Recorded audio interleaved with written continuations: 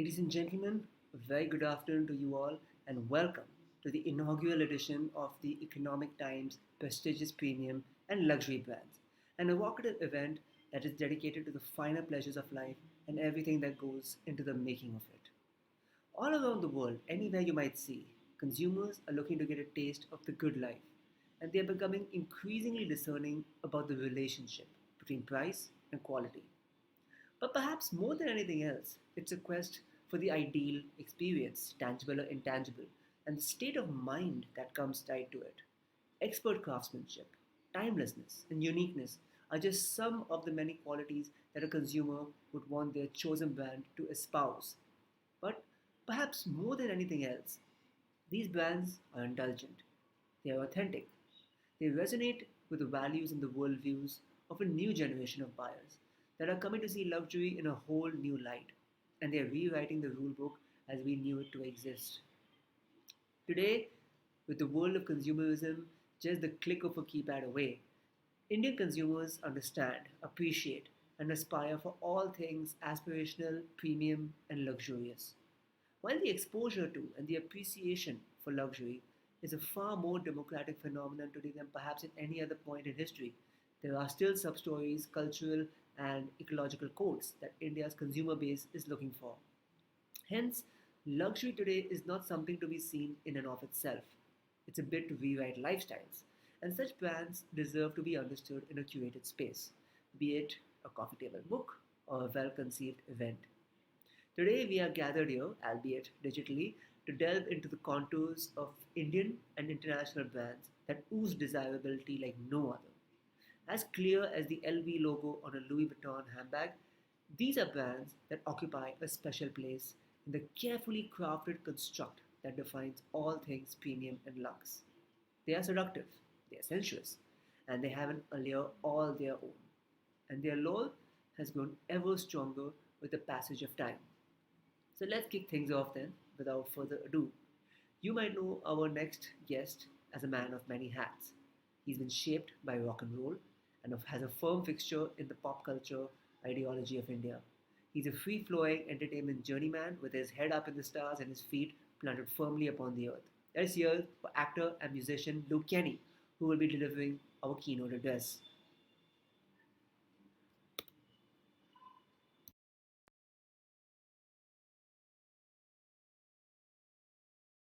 Thanks very much, Karan. Thank you for having me. Hello, everyone. My name is Luke Kenny. It gives me great pleasure to be here with you all today. I'm going to be taking you through a special look at the Economic Times prestigious premium and luxury brands coffee table book. The luxury business has exploded into the consciousness of a new and energized India in the last 20 years. Indians now are statistically known to be the most frequent travelers worldwide, with increased sophistication in their choices. Luxe homes, rare art and antiquities, jewels, expensive vehicles, and more now capture the imagination of the new elite, just as it did the Maharajas of the 1920s. And much like them, the modern luxe consumer wishes to indulge in the finest of things their money can buy. Our era is distinctly global, fusing the best of global and local. And our marketplace today reflects that, with uniquely Indian and international premium and luxury brands rubbing shoulders. While Indian consumers want the best that money can buy, they also want a connection with brand ideologies. It is an exciting time to celebrate these Indian and international premium and luxury brands that combine the best of the past, present, and future with an understanding of all things global and local. Hence, we are curating a bespoke coffee table book, the Economic Times prestigious premium and luxury brands 2020, to celebrate both local and global brands that have left their mark on India. This carefully curated book chronicles the best of luxe living, profiling key brands that have been instrumental in contributing to the landscape of Indian luxury. As the market gets more seasoned, it is only a select few who will weather the tide. These brands will have rich sensibilities and cultural codes with a 360-degree approach to the values of luxury and exclusivity. From product innovations to iconic brands, now considered a global phenomenon, the book covers it all. The Economic Times prestigious premium and luxury brands coffee table book will cover the success stories of trailblazing brands. This curation aspires to put on the map, celebrate, and immortalize brands that have enriched India's economy and social development through their tireless contribution.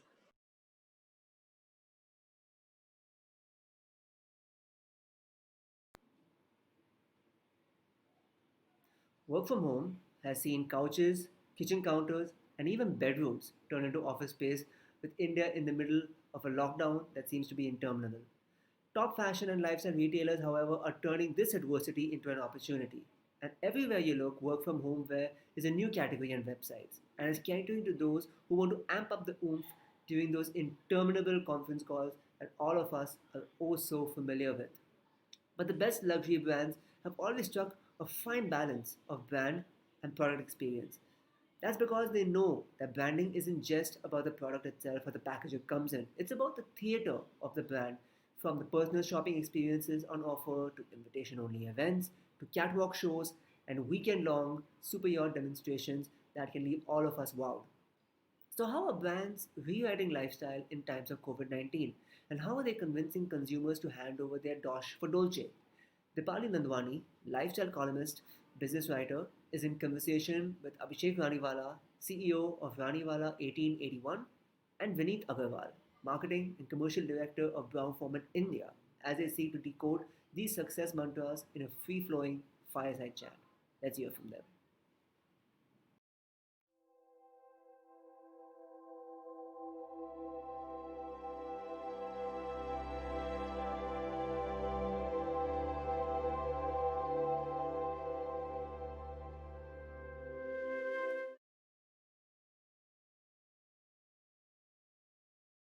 Thank you, Karan, for that wonderful introduction. Welcome to the Economic Times prestigious premium and luxury brand. And thank you for being with us.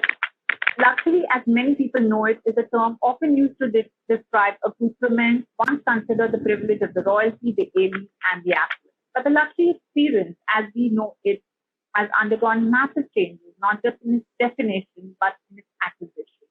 Increasingly, across segments, the aspirational consumers coming into affluence via their jobs or businesses have become the new consumers of luxury.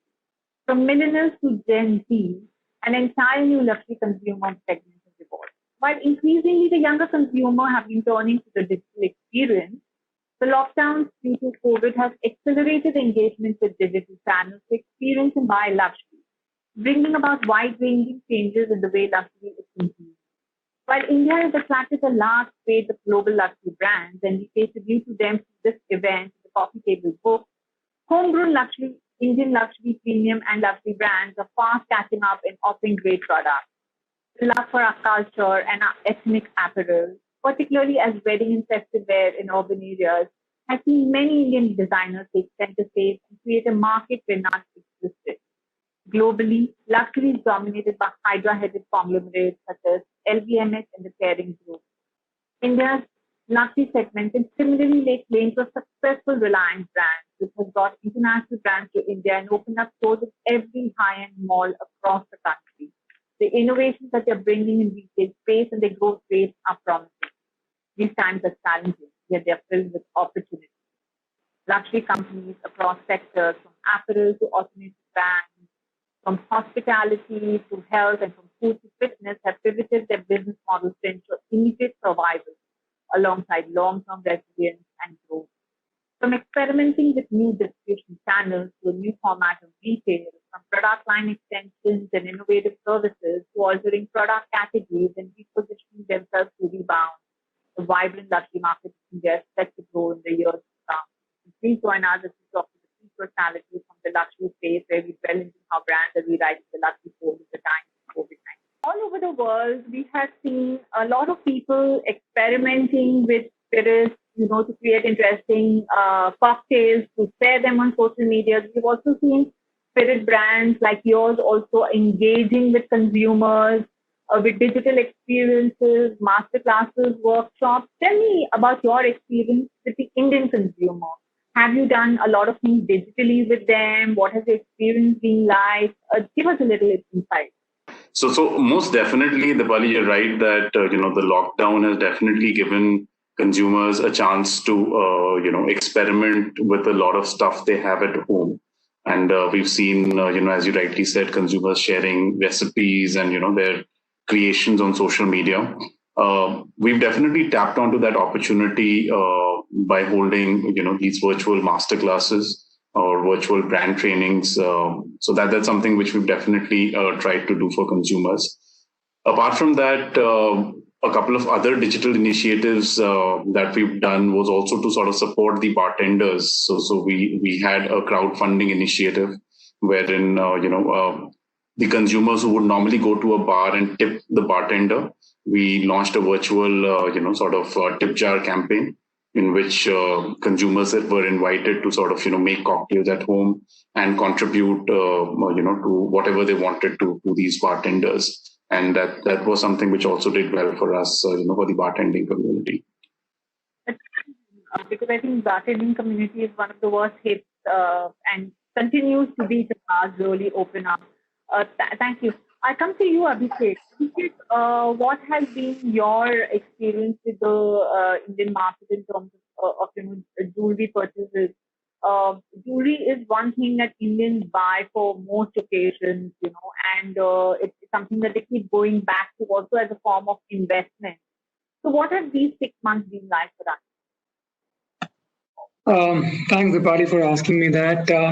If you see jewelry as a sector, we can divide into two parts. One is we call it as a commodity, where people buy for investments and the needs rather than the wants. And the other segment is, of course, the aspirations or significance of luxury in their life, etc. Both of these aspects have behaved very differently in the COVID era and the post-COVID era. Like any other luxury market, the studded jewelry or aspirational jewelry, which is predominantly desired jewelry or aspiration or want, is there. It is shown the traits of luxury, where 35% of it is down by a research done by Bain and Company. So we're feeling that heat at the moment. But in terms of commodity, it's the gold prices have significantly risen in last few months, and people, Indian community trust has substantially influenced by the gold prices increasing. So investment becomes a obvious choice compared to any other asset classes. So we've seen a very different kind of movements in the category of jewelry per se. But I see luxury market is going to still has to do a lot of efforts to come to the customer needs and align each other to the customer needs, where the commodity is going to fall in line. It has already fallen in line, and we're seeing the numbers coming up. So that's an overview for jewelry. The prices have increased pretty much. It seems to be one of the safest investment today to park your money. But also, in general, in India has been a very tangible experience. You go to a store, you check it out, you see how it looks upon you, you wear it, and you experience it more than just buying a product. It's about experience. Correct. So how has that played out after lockdown, and as the stores have been shut, and even as they open, there is a fear of getting infected. So in a which is so tangible, how does that played out for you? Very well said. Jewelry per se as a category, it could be investment purpose or could be an aspiration purpose. The journey and the joy is an experience where you go and experience a bespoke experience or a physical rundown experience on your neck. And it's basically come with a lot of emotions coming into play, physically going, trying, looking beautiful, etc. Apparently, in the COVID times, customers were not able to experience that because of the restrictions of travel and retail, etc. But the jewelers have been intelligent enough to go phygital. So a lot of experiences were given online. For example, augmented reality. We also ventured out on more virtual calling and the digital space, exploring digital space and showcasing the product. We tried to make it more personalized, where a customer comes virtual call with us, and we don't cater to anybody else, and we cater to her demand or his demand. So omni-channel strategy, phygital strategy, etc. Talking, narrating your story via social media. We've seen that in these times where community is glued to your mobiles, and social medias. So there's a way to reach them there. So there have been a new strategies on social medias, etc., to connect with your customer, to talk to them their language, to explain them what you're doing, and to basically be there. So these has been these few points in last few months. Thanks for this interesting. We are actually seeing a evolution of retail, which I am guessing some of it will kind of, sustain itself even after we open up. Vinny, over to you. I want to ask you, as businesses open up, as the country opens up, what are the strategies you have adopted to get your distribution channel in line, to also attract consumer interest, to ensure that you're reaching out not just to your your set consumers, but also to a whole new bunch of consumers. Could you let us know a bit about that? Sure, Dipali. So, I think the reopening has happened at a good time, in the sense that the October, November, December period has always been a very important one for premium brands, especially given the gifting and socializing that takes place during this period. As I was telling Sushant earlier, that while, of course, things might not be the same as last year, but we definitely expect, a little bit of the season factor coming into play, and to make sure that we are sort of ready with what consumers need. We are investing in driving awareness through our gift packs. So gifting, as I said, becomes an important sort of occasion during this season. So we launch special gift packs which are designed around the festive season. We've also obviously increased our engagement on digital media. We were launching a new creative campaign in India. So that's something which we are investing behind. And we'll also be investing in driving visibility for our brands at point of sale. So, as I said, that retail continues to become more and more important. And, driving visibility at the point of sale is also something that we're investing behind. Is the retail experience changing, on ground for you? Absolutely, Dipali, and I think it's not something of just like in the past few months, but we've definitely seen the entire retail experience for spirits category improving significantly over the past couple of years. I mean, you see the shops which have opened up in the even in the airports, in the domestic airport area. I mean, those are stores which earlier people used to only experience, only in the duty-free channel. Even if you look at, cities like Bangalore, Hyderabad, Bombay, and even, the northern part of India, you see stores which are now more walk-in stores, which definitely enhance the experience for consumers, give them a better choice, and, helps them also get better understanding of the premium spirits portfolio that they can purchase. Sorry, thank you, Vineet. Apologies. Abhishek, over to you with the same question. How have your strategies evolved, as we open up? Of course, you enumerated a little bit about the different omni-channels that you are working with. But in terms of, attracting or keeping your customer base, attracting a new customer base, what would your strategy be over the next 6 months? So Dipali, something very interesting. Understood that at the times of stress, human goes back to their original roots, authenticity, and go to very need-based kind of demand in their lives.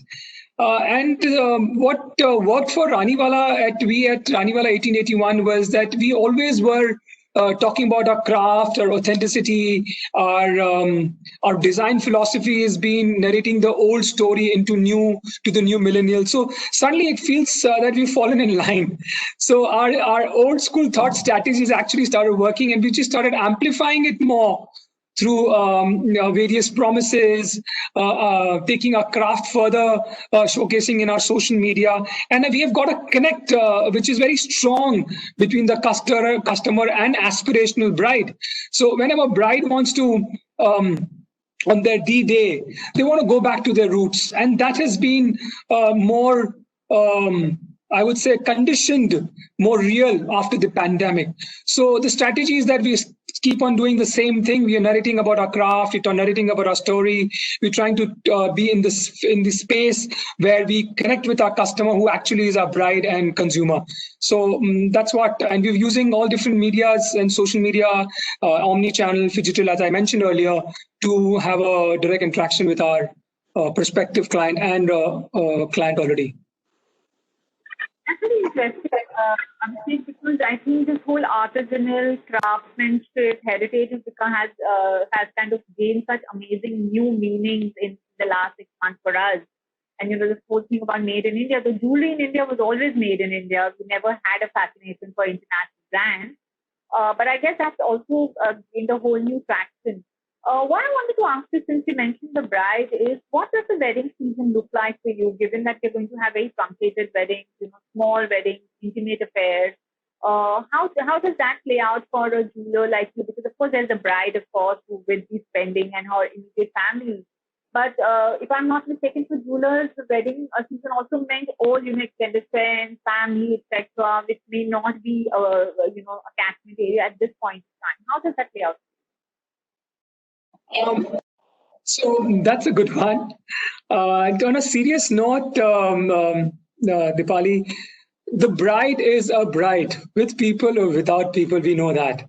And bride has to look the best. That desire to wear a lehenga or to wear the most appropriate, suitable jewelry on the day of as we come from a very strong Indian community thought process, and we've been wired like that. So bridal jewelry, we don't see any pulling back in terms of sales or in terms of accepting fresher and newer products and price point.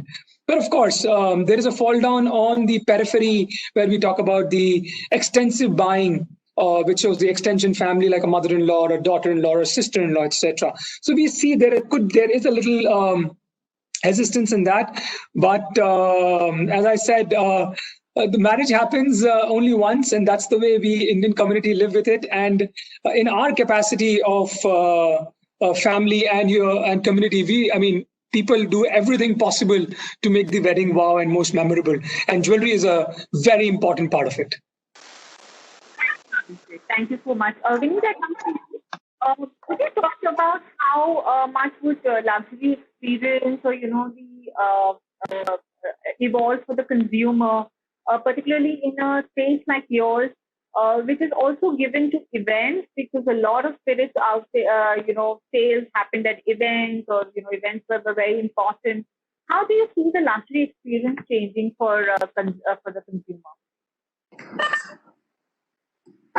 Just the body, and probably a little similar to what Abhishek also mentioned, that luxury has traditionally been a lot about experience and how it really impacts all your five senses, so to say. The consumer sort of experience luxury, not just through the touch and feel, but through all their senses in reality. So what we're definitely seeing is in the current environment, a lot of brands using a lot of technology to try and replicate the experience using augmented reality and other tech tools. We at Jack Daniels also actually launched a virtual reality experience. We did that a couple of months ago, where consumers who were itching to travel could actually immerse themselves into this experience and get a first-hand experience of our distillery and whiskey making in Lynchburg. So, we launched a virtual reality experience on social media and digital for consumers to experience. So I think, the whole tech part, and Abhishek used the term digital, I think that's something which is becoming more and more relevant as we go forward. From you itself, how do you see the luxury industry evolving over the next 2 years, particularly in a segment like yours? Do you see also additions of new consumers, the younger consumers? Do you think because you are reaching out so much digitally that you'll be able to reach a far bigger audience now? How do you see it? And where is your own segment? Luxury space? So I think, Dipali, a lot of luxury shopping has also traditionally been linked to duty-free stores, for our category, and a little bit of destination shopping also not so much for our category, but in general, I mean, when people travel to specific destinations, which are known for those special goods. So revival of all of that will probably also depend on how soon consumers become comfortable to travel again, especially as I said, the duty free stores and all of those things. But I think there can be an opportunity in every crisis, and there are some luxury categories which definitely have been adapting much better to the COVID reality. Consumers are staying home, and a lot of those consumers are again itching to indulge, and the brands or the categories which can give them an opportunity to indulge at home definitely have an opportunity to have a certain play. And as I said, the entire digital first approach, where you're able to enter consumers' homes through various experiences using technology, creating tailored local experiences. As I said, that even when we do tasting sessions online, those tasting sessions could include a bespoke kit, to be sent to the consumer's residence, and then it comes in, with the right sort of food pairing, where we tie up with hotels to really, get the whole experience in place, and then being able to deliver that is something which we think can really sort of help. And also, I think the other thing which for a lot of brands which is becoming a reality in India today is to drive engagement a little beyond maybe the top metro cities, because what we've also seen is that given the lockdowns and the work from home environment, a lot of people are actually moving to smaller towns, or sort of destinations away from the metro cities, although they have the purchasing power. So how do we sort of make sure that we also talk and engaging with those consumers, and optimizing our supply chains to make sure that our products are available in these locations as well. And lastly, I think not specific to any category as such, but given the shake up that COVID has really given all of us as consumers in terms of being more aware about our environment, I think a little bit of focus towards responsible and purposeful luxury. I think that would also become a little more important and take more center stage. Because that's something which I think consumers would demand more and more. That's how I see the industry evolving over the next couple of years. Thank you, Abhishek. It's particularly insightful because you also spoke about how your, spirits, luxury spirits, is also a lot of experiences you had in restaurants and hotels, but how now it is going to be a lot more in-house. Thank you. Abhishek, coming to you with the same question, how do you see the luxury industry evolve, and particularly, evolve, and particularly your segment, the jewelry, the fine jewelry segment? How do you see that changing over the next, if you take a long, vision about it in the next 2 years? Seeing, if I talk about Indian context, where predominantly we are a player and we are more available. If you see luxury market in India, especially for jewelry, prominently they were metro cities were the main big stakeholders of the luxury segment in India. But apparently last few years, it has subtly changed, and you see B tires and C tire purchase power has dramatically increased. And we see a lot of demand coming from them. And the newer, richer wants to live a life of flamboyance, and also wants to be an opinion leader in their own community, in their own geographic area. And that's where we see the lot of demand coming in terms of aspirational jewelry. Taking that as a context, I see that with brand integrity and right communication channel and correct content building on social media handles, will align the bridge and retail will excel. The bespoke experience can be given virtually, and retail will excel. I don't see any reason for bridal demand to go down in India.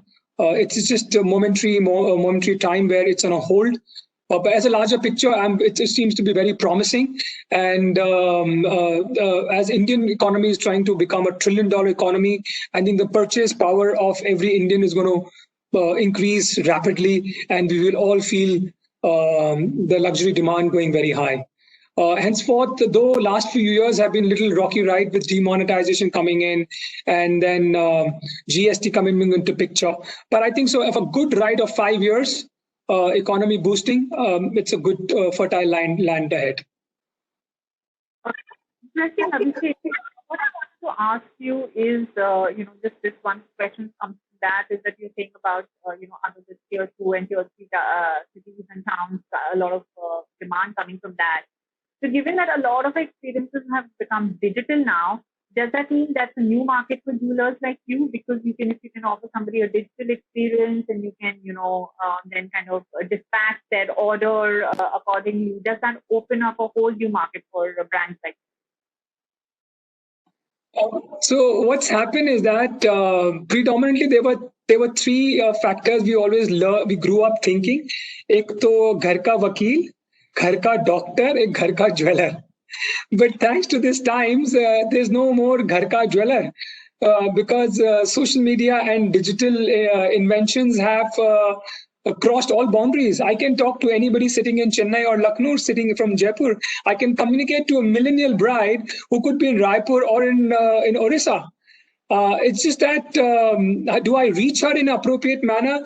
Do I talk to her language? Am I seen where she wants to be seen, etc.? So, of course, enabling into digital space has opened enormous opportunities, and I think so. It's equal opportunity for a bigger player who is in the local geographic area, or somebody sitting from a satellite geographic area but can talk the same language of the demand of a millennial. So. For such amazing insights, Vineet and Abhishek. Thank you for being with us today.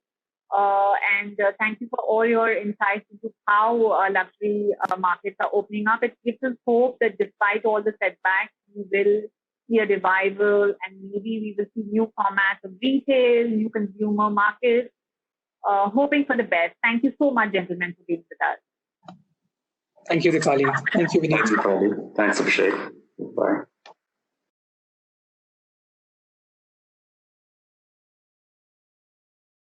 As discerning consumers that want the best that money can buy, it's an exciting time to celebrate Indian and international brands that combine the best of the past, present, and future. All of this with an understanding of all things global and local. With this in mind, we are launching an exclusive coffee table book, The Economic Times Prestigious Premium and Luxury Brands 2020, to celebrate both local and global brands that have left their mark on India. Let's see the book's unveiling and what we have lined up for you very, very shortly.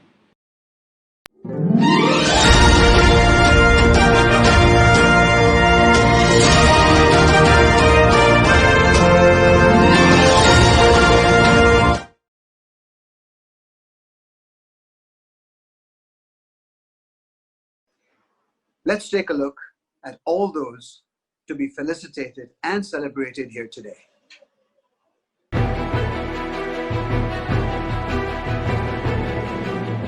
Expect the unexpected with this prestigious luxury brand, the most beautiful luxury car manufacturer.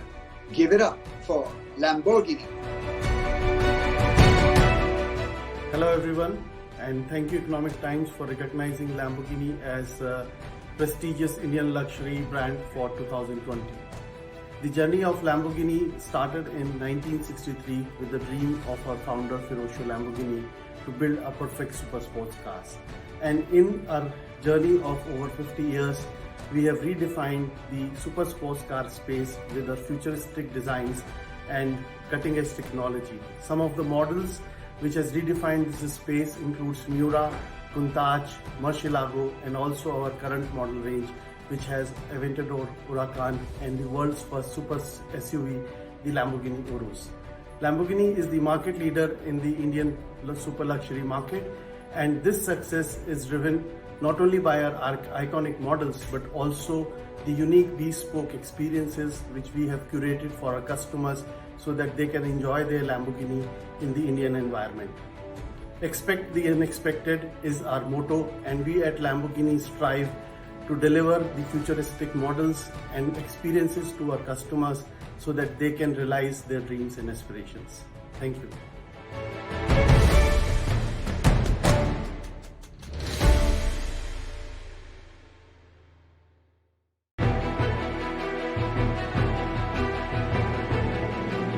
First up, it's a brand we know all too well and love all too much.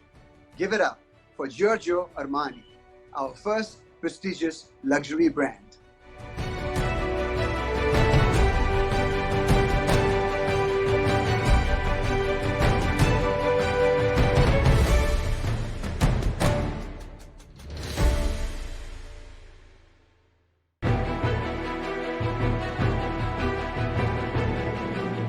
Life's a ride, and we should all just enjoy the journey as much as we do the destination.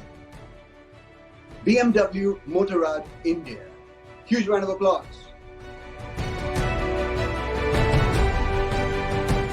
Good morning. Trust you and your loved ones are staying safe and keeping healthy. BMW Motorrad is one of the world's most tradition-steeped and successful motorcycle brands. For more than 95 years, BMW Motorrad has created products to provide sheer riding pleasure. In fact, a motorcycle was the first vehicle BMW put on the road. BMW Motorrad started its operations in India in 2017 and within a short period of 3 years has established itself as the most aspirational and premium motorcycle brand in the country. As BMW Motorrad continues to grow in this country, it's an honor and privilege to be chosen as the Economic Times prestigious luxury brand 2020 in the two-wheeler category. I, on behalf of entire BMW Group India, would like to thank the team at Economic Times. Have a nice day. Thank you.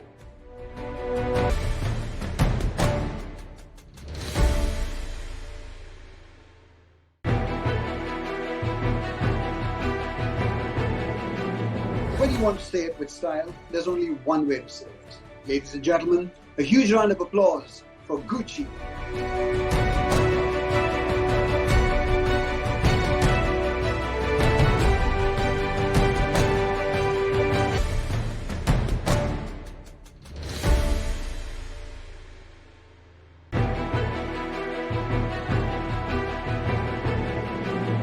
They say diamonds are a girl's best friend, but I say they're also a sign of pure, steadfast love. Let's give it up for Tiffany and Company.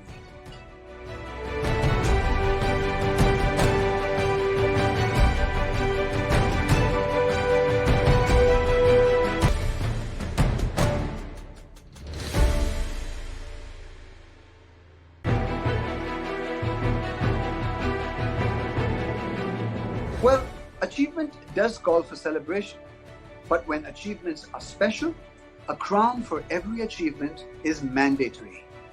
Let's give it up for Rolex.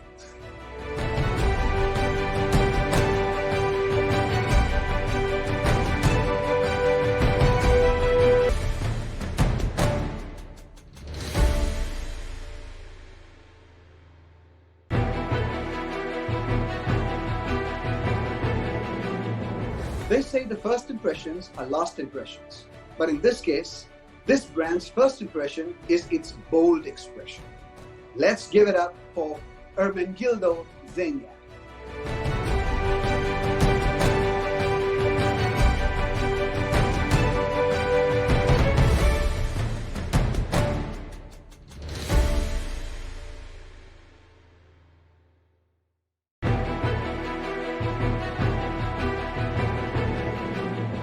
Let's say cheers to Brown Forman for bubbling to the fore.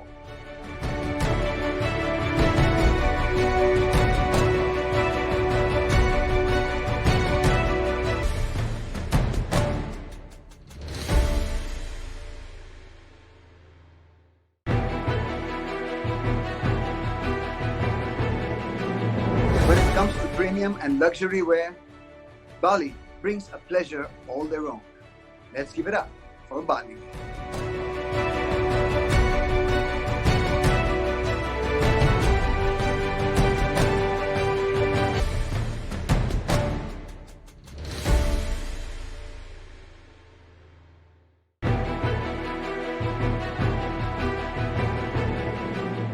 And when it's rich American heritage, let's give it up for Brooks Brothers.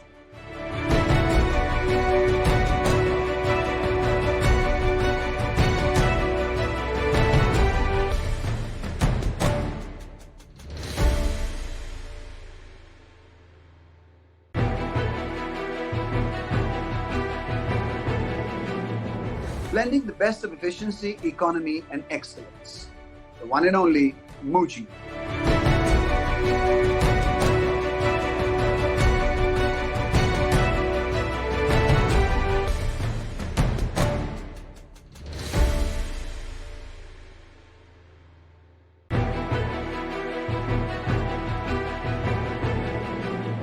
Building a better, more luxurious life. Let's hear it for Lodha Luxury. Lodha Luxury provides unique living experiences in India and in London in some of the most coveted properties.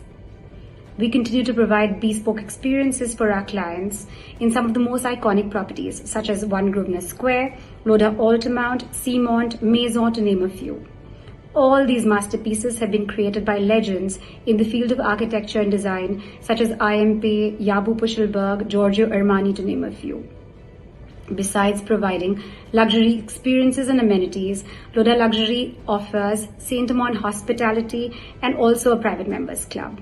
Our aim is not to just provide luxury experiences and luxury living, but to provide a luxury lifestyle per se.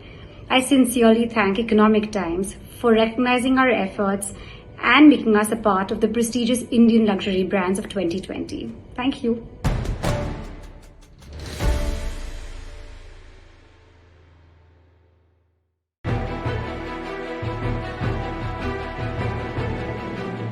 When you think regal, you think of the mighty Alturas G4, royalty redefined.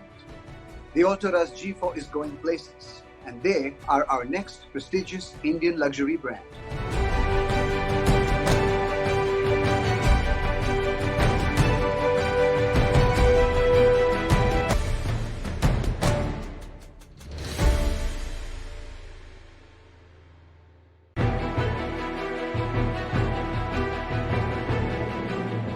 When heritage meets heirloom, Raniwala 1881 comes to the fore.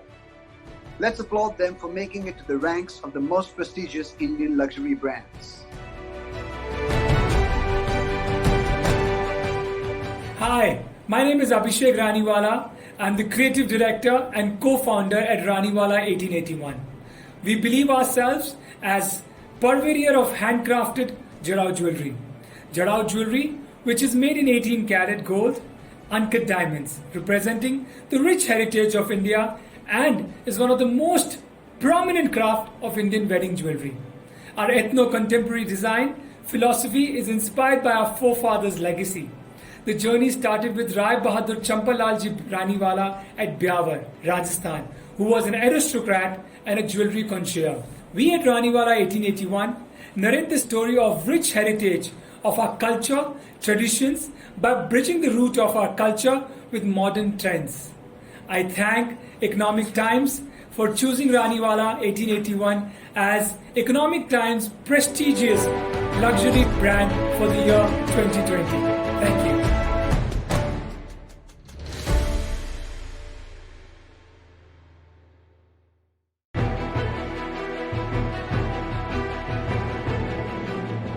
Put your hands together and raise a huge cheers for the great Indian single malt whiskey, Paul John.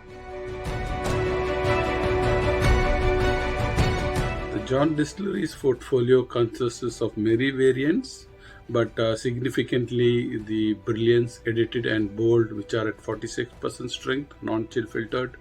Then we have the Classic and Peated, again non-chill filtered, which is 55% and 57% alcohol strength. They are on the higher strength of alcohol, and one is the non-peated and one is the peated. Then we have the Oloroso finish and the PX finish.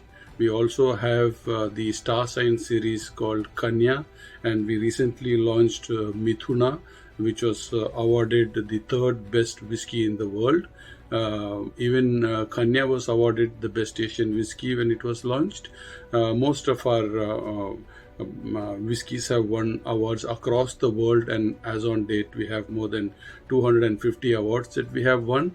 And I would like to take this opportunity to thank the Economic Times for the most prestigious Indian brand 2020. Thank you.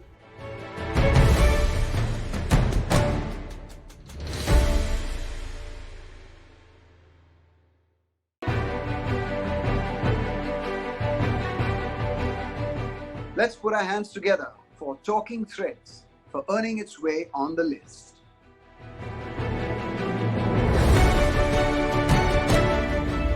Thank you, Economic Times, for recognizing Talking Threads as a leading Indian luxury brand.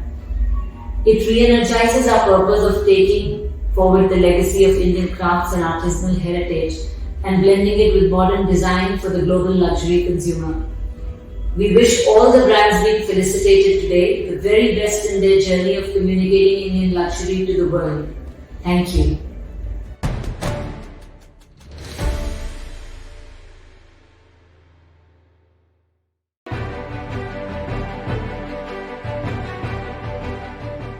Eating is necessary, but eating intelligently is an art. Our next brand completely advocates that.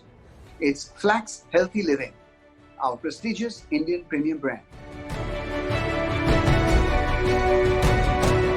Hello everyone, this is Gurmeet Arora. I'm the founder of Flax, and I'm here today to unveil the Economic Times Premium and Luxury Brands Coffee Table Book 2020, which is an online event where Flax will be felicitated. Thank you so much, Economic Times, for having us, and I would like to thank everyone who's been a part of this journey with me, all my consumers, all my team members. We were a small cafe in 2016 inside a gym, and right now we are in 3 cities, Bombay, Bangalore and Pune, and we wish to be in every part of this country, hopefully sometime in the world as well. This is to all the consumers who've helped us grow, who've given us feedback, who appreciated us, who've loved us. We call them happy Flaxers. Flax it up.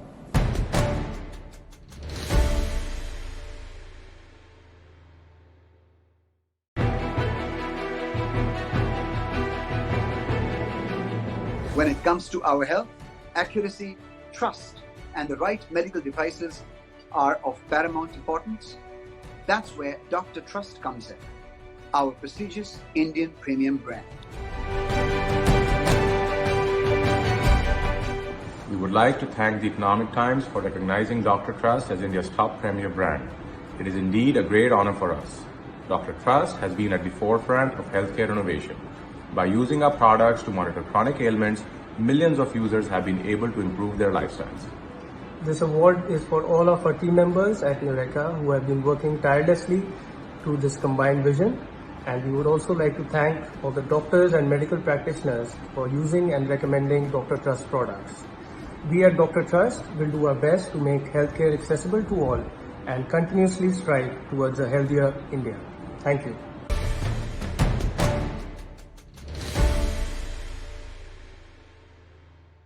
There you have it, a true celebration of the world's and Indian finest brands of luxury and premium prestige out there. It's been a pleasure. Back to you, Karan. Take care, everyone.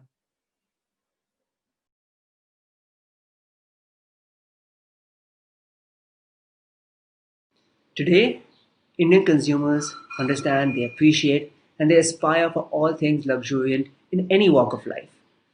This is not much different from the royalty of yesteryears, and today's urban milieu has a proclivity for the opulent, and this has seen all things luxe ascend to prominence, rewriting lifestyles and the Lux Connect in the process. We congratulate the brands that have made the cut for this year's edition of the prestigious premium and luxury brands, and we hope you've enjoyed today's proceedings. From all of us here at the Economic Times, this is me, Karan Karai, signing off. Take care, stay home, stay safe.